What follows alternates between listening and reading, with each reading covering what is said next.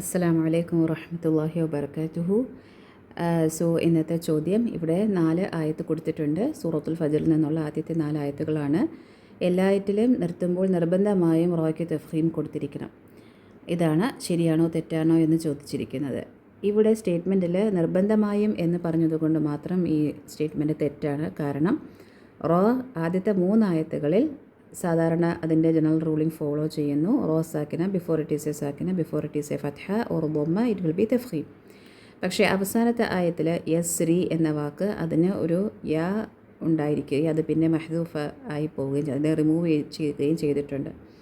അതുകൊണ്ട് തന്നെ അതിൽ അവസാനിപ്പിക്കുമ്പോൾ അത് കൺസിഡർ ചെയ്യാനും ചെയ്യാതിരിക്കാനും നമ്മൾ അലൗഡാണ് അതിൻ്റെ റൂളിംഗ്. അതുകൊണ്ട് തന്നെ അവസാനത്തെ ആയത്ത് തഫ്ഖീമോ തർക്കീക്കോ കൂടി നമുക്ക് നിർത്താം. ഓക്കെ, സോ ജസാക്കുമുല്ലാഹു ഖൈറൻ. അസ്സലാമു അലൈക്കും വറഹ്മത്തുള്ളാഹി വബറകാതുഹു.